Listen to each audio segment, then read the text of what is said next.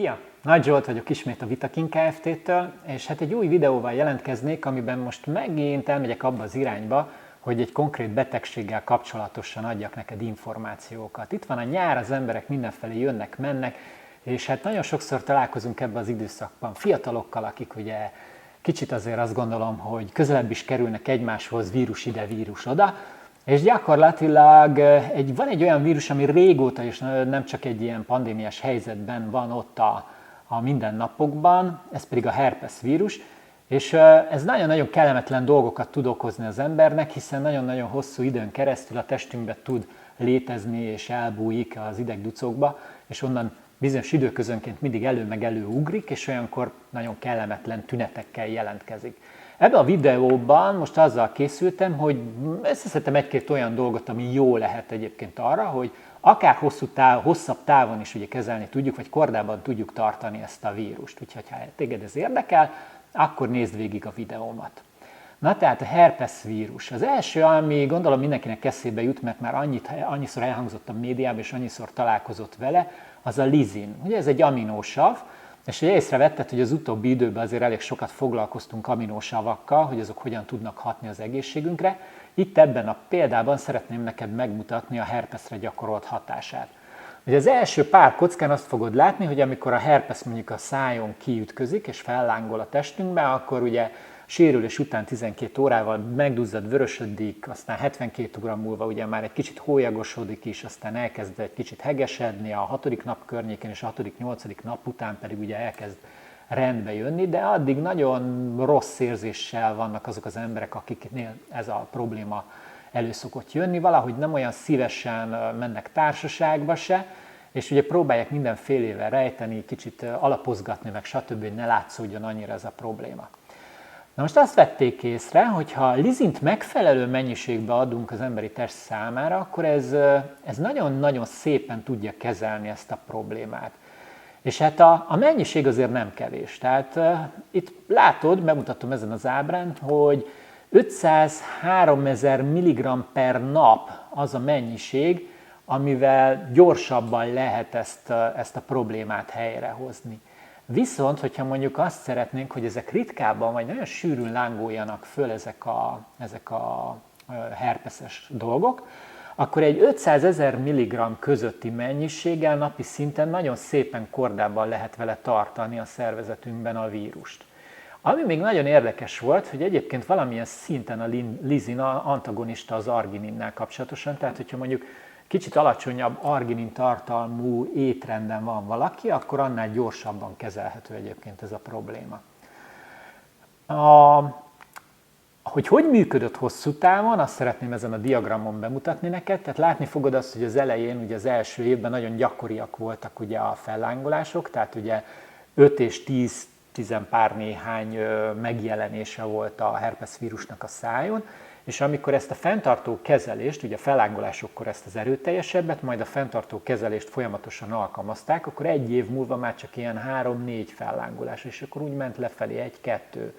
És akkor utána pár éven belül, egészen ugye a 6.-7. évig elérték azt, hogy már csak 1, és a 8. év környékén már akár nulla alkalommal jött elő a herpes vírus a szájon, vagy bármelyik testrészen, ahol egyébként elő szokott jönni. Tehát azt gondolom, hogy egy elég jó kezelési módszer lehet. Ez volt az 1-es. A 2-es egy nagyon érdekes dolog, előtte soha nem találkoztam vele, rozmarinsavnak gyakorlatilag egy citromfűnek egy kivonata, ami rozmarinsavra van standardizálva. Azt vették észre, hogy egy nagyon erőteljes citromfű kivonat nagyon gyorsan tudja kezelni a herpeses problémákat, és ugye elkezdték utána nagyon sokféle hatóanyagok közül, kávésavtól kezdve a kumarinsavon keresztül nézni azt, hogy mi lehetett az, ami leginkább ugye befolyásoló volt a herpesszel kapcsolatosan. És ahogy itt a diagramon látod, egyértelműen ugye az igazán nagy hatást, azt a maximális koncentrációt, amikor elérték egyébként, ahol még a sejteket, mármint az emberi szöveti sejteket nem pusztítja el mondjuk a rozmarinsav, ott érték el a legnagyobb herpes ellenes hatását is, tehát ott az ábrának a szélén a fehér diagram fogja ezt mutatni. Tehát érdemes lehet abban gondolkodni, hogyha találsz valami olyan készítményt, amiben ilyen van, akkor ugye azzal elég jó eredményt lehet elérni. Hát az örök vírusellenes ásványi anyag a cink. Hogy nem, herpeszvírus esetében is elég jó eredményeket értek vele el. Itt kimondottan egyébként egy szulfátot, tehát egy cink szulfátot használtak ebben a kutatásban. Sajnos olyan túl sokféle vagy túl sokféle cinket nem vonultattak fel még a herpesz ellen, pedig az volt az érdekessége, hogy a sejtekbe kellett ugye a cinknek a mennyiségét megnövelni. És ezt a cinkszulfátot tudták elérni leginkább, tehát az emberi szövetekbe, hogyha a sejtekbe, hogyha ezt meg tudták emelni, akkor ugye a vírusellenes, herpesz vírusellenes hatása annál erőteljesebbé vált. Ahogy látod itt a diagramon is, úgy csökkent ugye a vírusoknak a mennyisége a szervezeten belül, ahogy növekedett a cinknek a koncentrációja. És hát ebből adódóan én azt gondolom, hogy van egy olyan cinkfajta, amivel sokkal erőteljesebb hatást lehet elérni a szervezeten belül, a cink ionoknak a mennyiségét sokkal gyorsabban meg lehet növelni és tartósabban, az a cinkglicinát. Ezért azt gondolom, hogyha mondjuk egy ilyen jellegű készítmény az, amit mondjuk esetlegesen keresel, akkor gyorsabban lehet vele eredményt elérni, hiszen a biohasznosulása nagyságrendekkel jobb lesz. 16%-kal, ami azért elég szignifikáns, tehát eléggé látható az, hogy mondjuk mennyivel jobban fog hasznosulni a szervezetbe. És hát utoljára pedig szintén egy örök klasszikus vírus és baktérium ellenes anyaggal jöttem, ugye az Echinacea purpurea, ami ugye hát hihetetlen sokoldalú. Tehát azt mondhatom, hogy nincsen olyan vírus, ami ellen ne lett volna jótékony hatása. Például olyan területeken is jó volt, amikor mondjuk a sertésinfluenza esetén mondjuk Tamiflu kivonatot, ez a csillagánisnak egy kivonata alkalmaztak, ami ellen mondjuk rezisztenssé váltak a vírusok, közben egyébként az Echinacea ellen nem. Tehát gyakorlatilag sokkal sokrétűbb vírusok ellen, mint más hatóanyagok, és ugye itt látod a táblázatomban alul, hogy például a herpesz vírus esetén is nem is olyan túl nagy, tehát nem kellett ilyen őrült magas koncentrációkat alkalmazni ahhoz, és akár vizes, akár alkoholos kivonatában is működött és hatásos volt a vírus ellen. És azt szeretném neked megmutatni, hogy gyakorlatilag az ő működési mechanizmusa, itt ebben a kutatásban leírták pontosan, az volt, hogy még azt gátolta meg, hogy a sejtekbe egyébként bejusson a vírus. Tehát még azelőtt rontotta gyakorlatilag a hatását, tehát a receptor kötőket, tehát hogy bejusson a sejtekbe, ezt akadályozta meg. Ott megakadályozta már a vírus bejutását. Tehát hogyha mondjuk a véráramba ugye föl tudom emelni a mennyiségét, akkor elég jól megelőzhető a terjedése.